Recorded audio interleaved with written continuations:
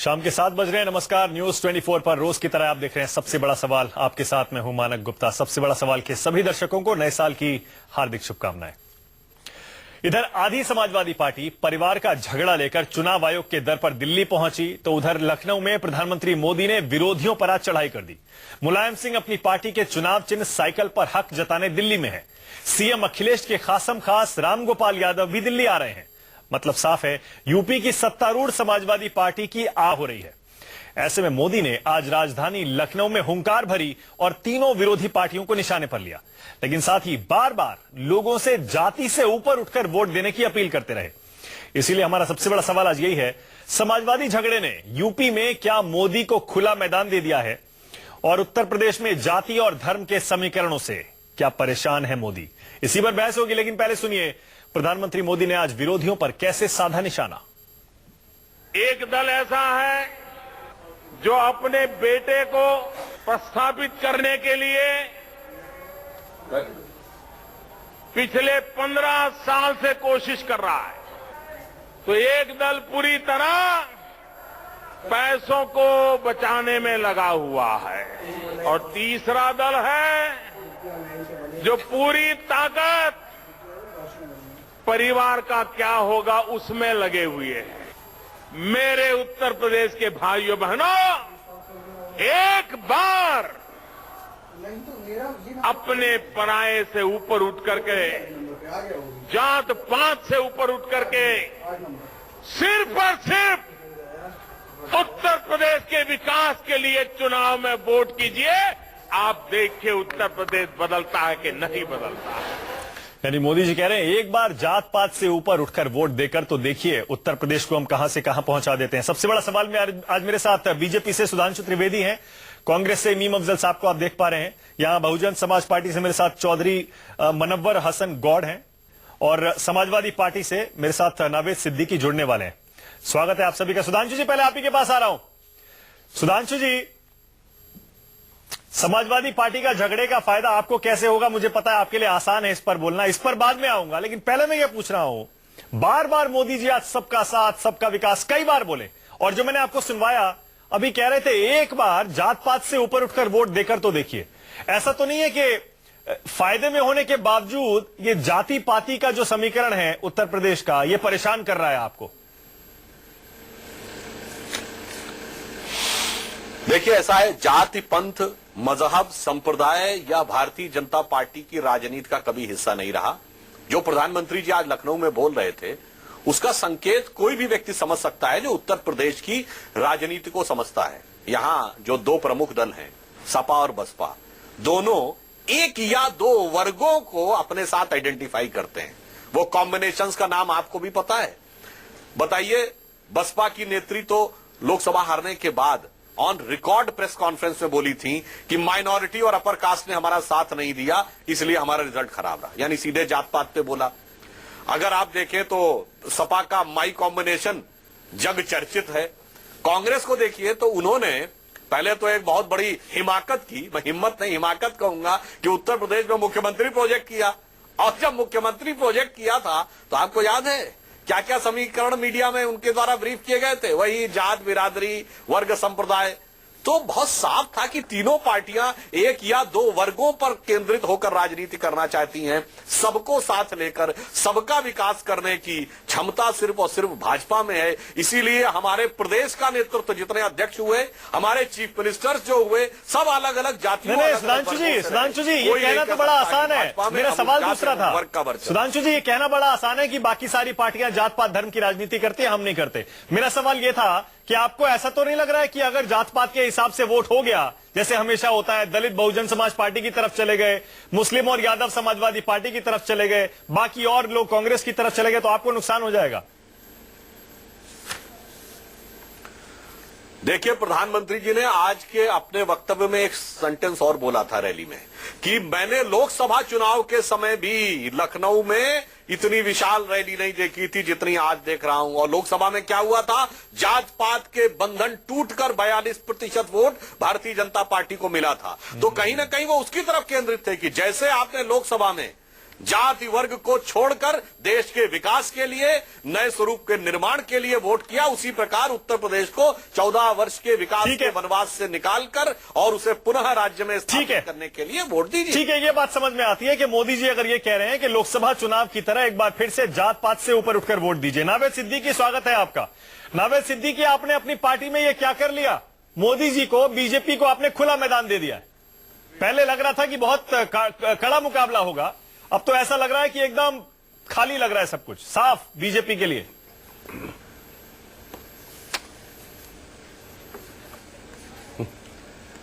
नहीं, ये अपना अपना देखने का नजरिया है, अपना अपना देखने की सोच है, अपना अपना जहनियत है। मानव ऐसा है कि बहुत अच्छी एक आपने अभी लाइन चलाई शो शुरू करने से पहले, और आपने लिखा कि बीजेपी का एक कामयाब शो, तो ये अल्फाज आपने लिखा, ये बहुत ही काबिले तारीफ है, और जितनी इसकी तारीफ की जाए उतना कम है, क्योंकि ये शो जो था एक एंटरटेनमेंट शो था। और मोदी साहब जो मुद्दे की बात करनी थी, जो जनता उनको देखने के लिए, जो सुनने के लिए आई थी, जिस दौर से वो गुजरी है अभी हाल ही में, कुछ परेशानियों से आप जानते हैं कौन सी परेशानी थी, तो उससे जो गुजरी है जनता, वो सुनने के लिए आई, देखने के लिए आई। और उसको हम ये कह दें कि ये इनके साथ है, ऐसा बिल्कुल नहीं है, क्योंकि 2014 में जो वादा करके ये आए थे, उसके बाद इनका क्या हुआ, दिल्ली में क्या हुआ आपने अच्छी तरह से देखा, इनका बिहार में क्या हुआ आपने अच्छी तरह से देखा, तमिलनाडु वगैरह में क्या है, तो आप बताइए। मैं सवाल पूछ रहा हूँ समाजवादी पार्टी पर, 5 साल से आपकी सरकार है, आप बीजेपी के काम गिनाने लगे। नहीं लगता कोई फर्क पड़ेगा लोकतंत्र में। नावेद सिद्दीकी, मैं ये कह रहा हूं, मैंने पूछा आपके घर में ऐसा झगड़ा चल रहा है, आपने अपने पैर पे कुल्हाड़ी मार ली है, पहले कड़ा मुकाबला लग रहा था, एसपी, बीएसपी, कांग्रेस, बीजेपी। मेरा काम, अरे सुनिए सुधांशु साहब, अभी आप दूसरे चैनल पे बैठे थे, आपके पास कुछ बताने लायक है नहीं, और सिर्फ आप बस एक ही अपने पोस्टर बॉय को हाईलाइट करने की कोशिश करते हैं, और आप काम की कोई बात नहीं करते, क्योंकि आपने 2.5 साल में कोई काम नहीं किया है। हमारा काम जो है, हमने 5 साल के वादों को जो हमने आज सड़क पे उतार दिया, जो घर घर में उतार दिया। उत्तर प्रदेश का कोई घर ऐसा नहीं है जहां के अगर आप उसके दरवाजे पर अगर आप पहुंचे और वहां उनसे पूछें तो उनको सहूलियत कोई ना कोई ना मिली हो आज की तारीख में। तो ऐसा कोई काम नहीं है। हमने 3 साल में अपने वादों को पूरा कर दिया, और उसके बाद जो वादे हमारे मैनिफेस्टो में नहीं थे वो भी हमने जनता को दे दिया, और हमने जनता से उम्मीद जाहिर की है, एक ख्वाहिश जाहिर की है कि हमें अगर मौका मिलेगा तो हम दोबारा भी करेंगे। तो हमारा जो काम किया है, जो डेवलपमेंट फेज हमारा है जनाब अखिलेश यादव साहब का, जो उन्होंने किया है, तो आप कहीं भी आपकी हिम्मत की दाद देनी पड़ेगी नावेद सिद्दीकी। पूरा उत्तर प्रदेश का मैं आपकी हिम्मत की दाद दे रहा हूं। हो रही है, और देश के अगर आप बाहर जाएं फॉरेन में, इंटरनेशनल मीडिया भी उनकी तारीफ कर देता है कभी कभी। नावेद भाई, मानक बोल रहा हूं। नहीं, आप बिल्कुल दाद देंगे, और मैं आपको मानक बोल रहा हूं, मैं कह रहा हूं आपकी हिम्मत की दाद दे रहा हूं। जो हमने काम किया है, मैं आपकी हिम्मत की दाद दे रहा हूं। काम तो ठीक है, वो तो जनता तय कर लेगी। आप यहां बैठकर अपनी सरकार का कामकाज गिना रहे हैं, और बताइए जो आपकी पार्टी का झगड़ा दिल्ली आया हुआ है, आधी समाजवादी पार्टी दिल्ली में है, आधी लखनऊ में है, पता नहीं कल क्या होगा, साइकिल के चुनाव चिन्ह पे लड़ेंगे नहीं लड़ेंगे, चेहरा होगा नहीं होगा, उसके बावजूद हिम्मत की दाद देनी पड़ेगी नावेद सिद्दीकी। इसके ऊपर भी अगर मौका दे तो हम बात। हाँ, जल्दी से क्विकली। नहीं, काम जो हमने किया है, हम अपने काम को लेके गए। अखिलेश यादव जी की तरफ आज उम्मीद से लोग देख रहे हैं, तो अखिलेश यादव जी के लिए अगर आज जो लोग जमीन पे उतर आए, जनता पे उतर आए, आज उनको अपना नेता देखना चाहते हैं, तो इसमें क्या बुराई है। और हमारा जो अधिवेशन हुआ, अधिवेशन जो कि हमारा प्रोफेसर रामगोपाल साहब ने बुलाया, वो अगर बुला करके उनको राष्ट्रीय अध्यक्ष चुन लिया गया, तो इसमें कोई बुराई नहीं है। नेताजी से आशीर्वाद लिया, और नेताजी हमारे सरपरस्त थे। अच्छा, चलिए मानव सरपरस्त हैं और सरपरस्त रहेंगे। चलिए ठीक है, लग तो ऐसा नहीं रहा है, ऐसा लग नहीं रहा है। मैंने ये सवाल इसीलिए पूछा क्योंकि आपकी पार्टी के मुखिया पता नहीं अभी कौन है, लेकिन मुलायम सिंह जी तो साइकिल के चुनाव चिन्ह के लिए दिल्ली आकर चुनाव आयोग से मिलकर गए हैं। मीम अफजल साहब, मुझे ये बताइए, एक सेकंड में आ रहा हूं चौधरी साहब के पास। मीम अफजल साहब, मोदी जी की रैली में इतनी भीड़ और उनका भाषण आपने देखा होगा। समाजवादी पार्टी ऐसा लग रहा है आपस में गुत्थम गुत्था है। बहुजन समाज पार्टी हालांकि कह रही है कि रैली में भीड़ आने से कुछ नहीं होता, हम ही सरकार बनाएंगे। आपको क्या लग रहा है मीम अफजल साहब? अपनी अपनी सोच है, अपनी अपनी जहनियत है, इंसान हमको देखता है। भीड़ का ताल्लुक है तो आपको याद होगा कि राहुल जी ने जब यहाँ पर खाट सभाएं शुरू की थी तो कितनी भीड़ थी। तो भीड़ तो कांग्रेस पार्टी के लिए भी इतनी जमा हो रही है जो पहले 27 साल में जमा होनी बंद हो गई थी। तो हर पार्टी अपना अपना क्लेम करती है, लेकिन आज प्रधानमंत्री की जो तकरीर है उससे एक बात साफ जाहिर हो गई। उन्होंने तीनों पार्टियों पर निशाना लगाया, उस पार्टी पे भी लगाया जिसके 44 MP हैं, जिसको भारत से मुक्त करने की बातें वो सुबह से शाम तक करते रहते थे। अब उनके कहीं डायरी में, उनके रडार में ये कांग्रेस पार्टी दोबारा से वापस आ गई है, इसलिए बराबर से वो हमला उस पर जरूर करते। बल्कि सबसे पहला हमला आपने भी दिखाया कि उन्होंने राहुल जी पर किया। इससे साफ जाहिर होता है कि वो किससे अपनी लड़ाई चाहते हैं। जहां तक विकास की बात है, पिछले 2.5 साल में कितना विकास हुआ है वो तो आपने नोटबंदी की शक्ल में देख लिया। सबसे बड़ा विकास जो उन्होंने किया इस देश का, वो ये किया कि सारे लोगों की, देश के 130 करोड़ लोगों की जेब से आखिरी पैसा निकाल के भी बैंकों में जमा करा दिया। मतलब आप ये कह रहे हैं समाजवादी पार्टी के झगड़े के बावजूद बीजेपी को फायदा नहीं बाकी अब तक जो सरकारें थी, अरे आप भूल जाइए, भारतीय जनता पार्टी को उत्तर प्रदेश में अपनी जगह तलाश करना मुश्किल हो जाएगा। मैं आपको बता रहा हूं, ये अभी इन्होंने जमीन नहीं देखी है, किसान को नहीं देखा है, गरीब को नहीं देखा, मजदूर को नहीं देखा।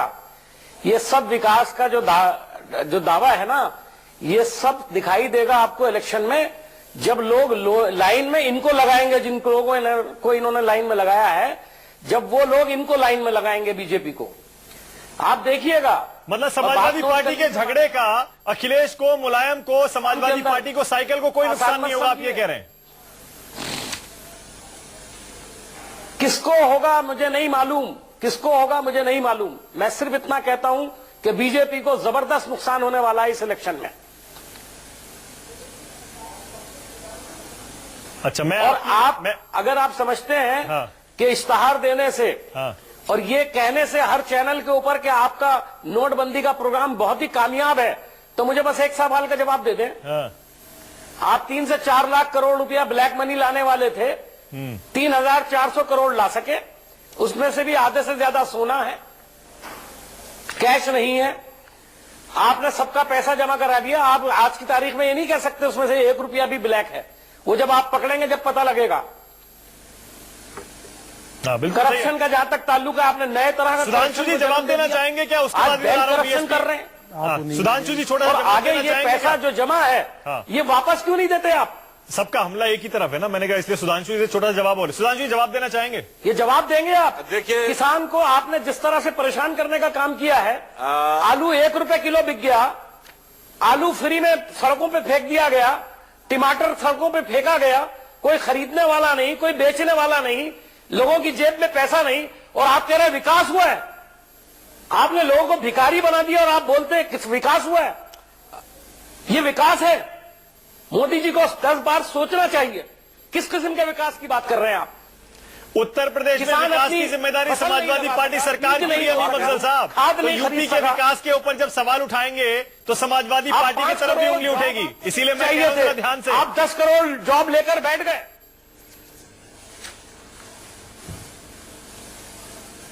मीम अफजल साहब, ये बताइए, हमारी सरकार से पहले 5 करोड़ के लिए लाइनें लगती थी कि नहीं, वो लाठीचार्ज हो रहा था। 10 करोड़ जॉब ले लिए। और रही बात, आपने कहा कि 1 महीने में जमीन का हमें अंदाजा नहीं है, तो आपके नेता जो पार्लियामेंट का सत्र खत्म होता ही देश की जमीन को छोड़ के विदेशी सरजमीन पर चले जाते हैं, उन्हें बड़ा अंदाजा है। बताइए, ध्यान करने सब विदेश चले जाते हैं, फिर विदेश चले गए, उन्हें जमीन का बड़ा अंदाजा है। चलिए, आपकी सोच, आपको मुबारक। और अभी नावेद सिद्दीकी साहब कह रहे थे, उत्तर प्रदेश के एक एक घर में जाके आप पूछिए जो सहूलियत हमने दी है। अरे काहे उत्तर प्रदेश के घर में जाना नावेद साहब, अपने घर में पूछिए घर के मुखिया मुलायम सिंह से कि उन्हें सहूलियत मिली है कि जलालत मिली है। अपने परिवार में जो जलालत मिली है 73 सांसद जिन्होंने गोद लिया उत्तर प्रदेश के एक गांव, छोड़ दीजिए। और उसके बाद वो 73 सांसद न जाने कहाँ गायब हो गए। 1 सेकंड रुक जाइए, चौधरी साहब को भी आने दीजिए, रुक जाइए। उसके बाद ये मुकाबला इतना आसान नहीं है। नावेद सिद्दीकी 1 सेकंड रुक जाइए जरा। चौधरी साहब एक बात बताइए, तो मासूम बच्चे को 1 सेकंड नावेद सिद्दीकी गायब हो जाए। 1 सेकंड जरा सुनिएगा। चौधरी साहब बात बताइए मुझे, ये समाजवादी पार्टी का झगड़ा, इसका नुकसान तो होगा पार्टी को, ये तो आप मानते हैं? निश्चिंत नुकसान होगा ना? बिल्कुल होगा। नुकसान होगा। फायदा किसको होगा? फायदा तो अब वो देखें किसे क्या होगा, उन्हें अपने घर में देखना चाहिए। नहीं, विरोधियों में किसे फायदा होगा? नहीं, विरोधियों में विरोधी है कौन वहां पे? आप बताइए, है कौन? देखिए वहां पे मोदी जी के लिए ऐसा लग रहा है तो खुला मैदान कांग्रेस है। का वहां पे कुछ है। मोदी जी का तो आपने देख लिया, नोटबंदी पे उन्होंने क्या किया और जनता उन्हें क्या करने वाली है। वो जो है ना, 2 दिन पहले एक बयान देते हैं आगे टीवी पे, उसमें कोई उन्होंने ऐसी कोई उपलब्धि नहीं दिखाई कि भाई इतना कुछ करने के बाद में जनता के लिए ये कर रहा हूं। आप ये देखिए, जो गरीब लोग हैं, जो 7-8 हजार रुपए की नौकरी करते हैं, उन्होंने कौन से बैंक का कर्जा देना है? किसका जो है ना 60 दिन का, आप इतने दिन के बाद, इतना परेशान करने के बाद 60 दिन का ब्याज माफ कर रहे हैं किसानों का। शर्म नहीं आई इन्हें ये बोलते हुए टीवी पे आके? रही उत्तर प्रदेश की और ये भीड़ की बात, ये जो कह रहे हैं ना प्रधानमंत्री को लोकसभा से भी ज्यादा भीड़ देखने आई, वो ये इसलिए आई कि कम से कम उसे करीब से तो देखें उस आदमी को जिसने पूरे देश को लाइन में लगा दिया और करने के लिए कुछ भी नहीं है उसके पास। ये देखो जुमलेबाजी, तो फायदा झूठ बीएसपी को बोलना, आप ये कह रहे हैं? ये स्पीक हम पहले से समाजवादी पार्टी का वोट कटेगा। समाजवादी पार्टी खत्म है, हम 2 महीने से आपके अच्छा, खत्म चैनलों है। पे बोल रहे हैं, वो सेफाई जारी है, उसका कुछ नहीं है उत्तर प्रदेश में। अरे ना आप उन्होंने कहे कोई हमारा काम वोट किया। काटे दे रहे सुन हैं। लीजिए सर, मानव सर साहब, सुन लीजिए, मैं समाजवादी बोला नहीं पार्टी बिल्कुल, आप जब बोल रहे थे आप सुन लीजिए, तसल्ली से जवाब देना फिर। देखिए सेफाई जारी है, इन्होंने कुछ नहीं किया। मुलायम सिंह जी ने सारी उम्र सारी पार्टियों को धोखे दिए, आज लास्ट टाइम पे आके उनके बेटे ने उन्हें धोखा दे दिया। तो जो उनके खून में था वही अब आप उनसे ये क्या उम्मीद कर सकती है प्रदेश की जनता के जो ना मुलायम सिंह जी के पुत्र जो ना हमारे लिए कुछ करेंगे, प्रदेश के लिए कुछ करेंगे? देखिए विकास नाम की चीज नहीं है, वहां लॉ एंड ऑर्डर मेंटेन चाहिए। अगर जो है ना कुछ हो सकता है तो वो बहुजन समाज पार्टी में हो सकता है। और बीएसपी को, एक चीज और बताइए, बीएसपी अगर आज बीजेपी को कोई रोक सकता है उत्तर प्रदेश में तो वो बीएसपी रोक सकती है। लॉ एंड ऑर्डर वहां का मेंटेन बहन जी की गवर्नमेंट में हो सकता है। वहां विकास जो है ना बहन जी की गवर्नमेंट में हो सकता है। इशारा ये जो है ना, आप जो ये संदेश दे रहे हैं कि बीजेपी को सिर्फ बीएसपी रोक सकती है, आप यूपी के मुसलमानों को संदेश दे रहे हैं। एक सेकंड एसपी की तरफ मत जाइए, हमारी तरफ आइए। एक सेकंड की बात है, मैं और बोल दूं। देखिए आप जो है ना 3 फ्लॉप लीडरों को मिला के जो ना उत्तर प्रदेश में जो ना समाजवादी की सरकार बनाना चाहते हैं। नंबर 1 पे राहुल जी, जो उनकी लापरवाहियों की वजह से और गैर जिम्मेदारियों की वजह से वो जब चाहे जहां भाग जाएं और कुछ नहीं किया देश में। मुसलमानों को गर्क करने का काम कांग्रेस ने किया है, ये मुसलमान समझता है। दूसरे जो है ना आप जयंत चौधरी जी को, जिनका 1.5% वोट है आरएलडी वालों को। और तीसरे आप जो ना अखिलेश जी को, जो आपस में बाप बेटे जुत्तम पत्री हो रहे हैं। आप इन्हें मिला के जो ना उत्तर प्रदेश जीतने की बात कर रहे हैं आज। अच्छा, आप ये मत समझिए जंगल में खामोशी का मतलब ये नहीं है। अच्छा, एक बात बताइए, एक चीज और बताइए मुझे। हो सकता है शेर सो रहा हो। एक चीज और बताइए, मोदी जी ने आज कई बार कहा जाति से उठ के ऊपर वोट दीजिए, लोगों से कहा, निशाना आपकी तरफ था। मोदी ये दलितों को आप जाति की तरह तो अपना खाली वोट बैंक बना के जुमलेबाजी रखे करते हैं, उनके बस का कोई काम नहीं। ये चाय बेचने का काम नहीं है कि कड़क और बंदी ये जो ना शासन चलाना है। काट की हंडी एक बार चढ़ती है, 100 बार नहीं चढ़ती। मोदी जी को देश की जनता ने आजमा लिया कि वो क्या कर सकते हैं और कितने सक्षम है। नावेद सिद्दीकी आरोप सीधा है, समाजवादी पार्टी खत्म हो चुकी है और उसका फायदा बीएसपी को मिलेगा, ये कह रहे हैं चौधरी साहब।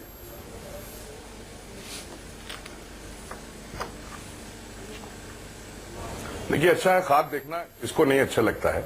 और जितने लोग दानिश्वर दीगर लोग बैठे हैं आपके चैनल के ऊपर, इनको हक है पूरा ख्वाब देखने का। लेकिन गालिब का एक बहुत अच्छा शेर था कि कोई उम्मीद बर नहीं आती, कोई सूरत नजर नहीं आती।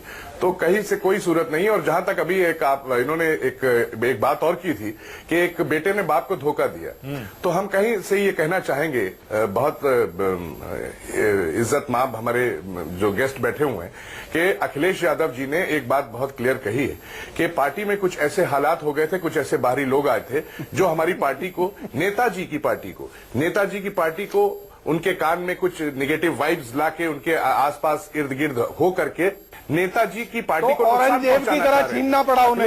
औरंगजेब की तरह छीनना पड़ा उन्हें। की पार्टी को हम नुकसान नहीं पहुंचने देंगे, इसलिए हमने ये कदम उठाया। औरंगजेब की तरह छीनना पड़ा उसके उन्हें। लिए हमें कदम उठाया और उसके लिए यह अधिवेशन बुलाया गया कि नेताजी की पार्टी को नुकसान नहीं होने दिया जाएगा।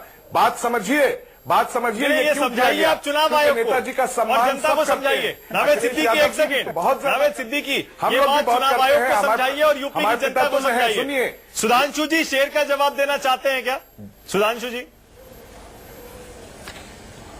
मैं दोनों, एक शेर का भी जवाब दूंगा और एक यथार्थ भी। जी हाँ, जल्दी। मानक जी, आपने आज का विषय जाति रखा था। यूपी की जनता बहुत समझदार है। समाजवादी पार्टी में यूपी की एक ऐसा उन्होंने चमत्कार किया है कि उत्तर प्रदेश की एक ही जाति में इतनी प्रतिभा आ गई है, इतनी प्रतिभा आ गई, सारे एसडीएम वहां से, सारे दरोगा वहां से, सारे थानों पे वो। इसलिए प्रधानमंत्री ने कहा ये तो भाई अब समाजवादी पार्टी का अंदरूनी व्यक्ति जाने। अच्छा फिर सुनिए, जात के ही होते तो कोई बात नहीं थी, मगर असली पावर आई तो परिवार को दी, जात को नहीं दी। और फिर परिवार में अपने क्या हुआ, चेहरे आप के बता किसे रहे हैं, दाग अधिवेशन नजर बनाया, आते अधिवेशन हैं, बनाया, तो अपने चेहरे के अधिवेशन में किसे भी दाग नजर अधिवेशन आते के ऊपर हैं, एक शेर अब तो सुनाना हर चाहूंगा शख्स को नावेद आईना जी। दिखा देता। आपने जो अधिवेशन बुलाया है जनता और आईना उसमें दिखाएगी। मुलायम सिंह जी के जो हालात हुए उसके लिए मैं कहना चाहूंगा, अरे भैया मुझे बोलने दीजिए, हाँ, आप चलिए, कंटिन्यूअस चलिए, मत हाँ। बोलिए कृपया। हाँ सुधांशु जी, हाँ। अब मैं उस पर शेर बताना चाहूंगा कि महफिल में बुलाया है सबको, आप ना हंसने बोलिए, को इसलिए सितमगारों आपके की पास तरह, बोलने लायक नहीं। अब जनता ने ठोकर आपको न बोलने लायक लगाना छोड़ा हम नहीं। खुद हैं, गिरती जनता हुई ने आपको दीवारों बोलने की लायक तरह। छोड़ा ही नहीं भाई, तो आपने सुधांशु तो अपने त्रिवेदी साहब, मुखिया के ऊपर जनता हंसने के लिए आपसे मुंह अधिवेशन मोड़ लिया। बुलाया। अब देखिए शेरो शायरी हुई है मीम अफजल साहब को मौका दूंगा जरूर मैं। अब आप बिल्कुल परेशान मत क्लोजिंग के लिए मीम आपके अफजल पास साहब, कुछ बताने लायक है। क्लोजिंग के लिए मीम अफजल साहब, नावेद सिद्दीकी नहीं, नहीं, सुनिएगा। अरे भाई आपका तो परिवार में ही सबका मुंह एक दूसरे की सुधांशु तरफ जी एक नहीं है भाई, सेकंड, सुधांशु जी जनता ने क्लोजिंग अपनी 5 सेकंड, मीम अफजल साहब, मीम अफजल साहब।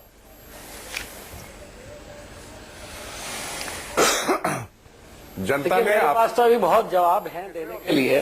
आमतौर पर शायरी उस वक्त की जाती है जब जवाब देने के लिए नहीं होता।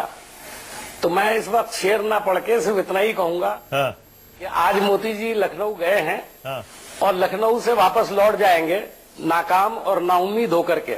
इसलिए कि लखनऊ जो उत्तर प्रदेश की राजधानी है, हाँ। वो आने वाले चुनाव के अंदर उनको जो सबक पढ़ाने वाली है, वो बड़ा अहम होगा। चलिए। और वहां लोग आज एक ही बात पूछ रहे हैं, जो नोटबंदी को लेकर के कह सकते हूं मैं, शेर डायरेक्ट तो नहीं है, इनडायरेक्ट हाँ, है हाँ। कि तू इधर उधर की ना बात कर, ये बता के काफिला क्यों लुटा। मुझे हमें रहजनों से गरज नहीं, तेरी रहबरी का सवाल है।